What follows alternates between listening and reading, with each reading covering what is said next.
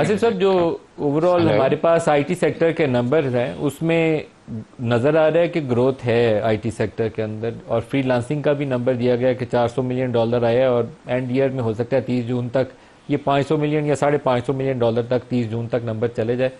Overall इस sector की performance के ऊपर आपका तजिया, और कल बजट भी आना है, तो आप क्या लाहे अमल आप तय करते हैं?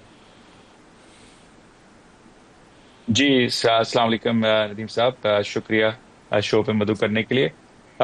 डेफिनेटली हमारी सेक्टर में, आईटी सेक्टर में ग्रोथ हुई है। अगर आपने सर्वे देखा हो तो उसमें सर्विसेज सेक्टर में 2.9% की ग्रोथ शो हुई है वर्सेस 2.2%। उसमें आईटी सेक्टर की ग्रोथ तकरीबन 20% के करीब है, 3.2 बिलियन।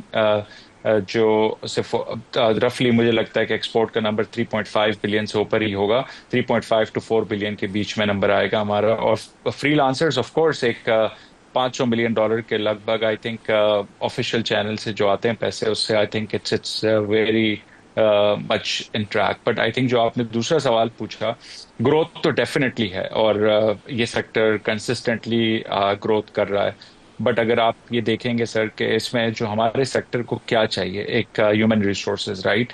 और ह्यूमन रिसोर्सेज, अभी आपने आरिफ साहब ने भी अभी एक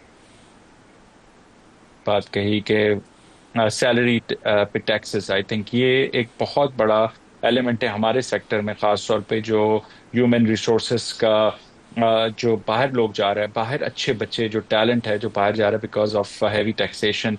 और ये एक बात समझने की इसमें बहुत ज़रूरत है। हमारे सेक्टर में जो एवरेज सैलरी है, मैं आईटी की बात कर रहा हूँ, बीपी और कॉल सेंटर्स की के दो अलग अलग हिस्से हैं। बट आईटी सेक्टर में जो डेवलपर्स या जो आर्किटेक्ट्स और जिस तरह के लोग हमको चाहिए होते हैं, एक्सपोर्टेबल टैलेंट, उनकी average salary anywhere between $1,000 to $2,000 होती है। अगर वो टैक्स उन टैक्स ब्रैकेट्स में अगर सैलरी में ब्रेक नहीं मिला, tax break, so I think it will be definitely very very disturbing for lot of people. Because I think inflation तो, अगर इन्फ्लेशन तो डेफिनेटली कम हुआ है, बट अगर आप 2 साल पहले से देखें, कंपाउंडेड इन्फ्लेशन देखेंगे तो वो तो काफी बढ़ गया है। तो डेफिनेटली पीपल आर स्ट्रगलिंग।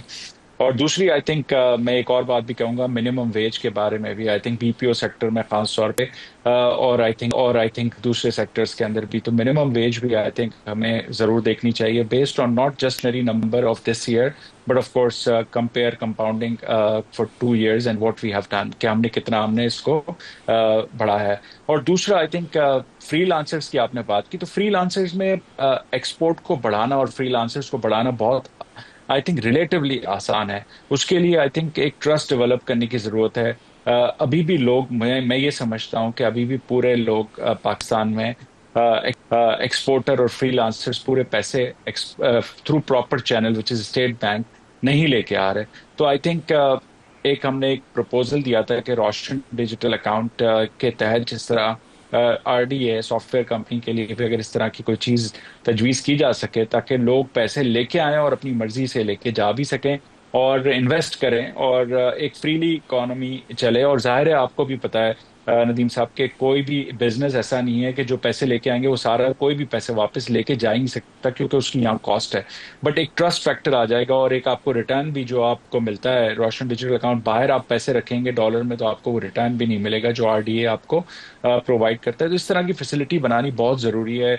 इससे I think unofficial IT export will come to an official, वो एक आपको लो हैंगिंग फ्रूट है जिससे हमें ज्यादा रेमिटेंस चाहिए। और मेरी रिक्वेस्ट है, आई थिंक ये जब होता है तो हमारी इंडस्ट्री को भी जितना मैक्सिमम, हमें मिनिमम जितनी जरूरत है उससे ज्यादा पैसे बाहर नहीं रखने चाहिए, और मुल्क में पैसे लेके आए, सही। एक्सपोर्ट हमारी, हमें डॉक्यूमेंटेड एक्सपोर्ट हमें बढ़ाने की जरूरत है सर।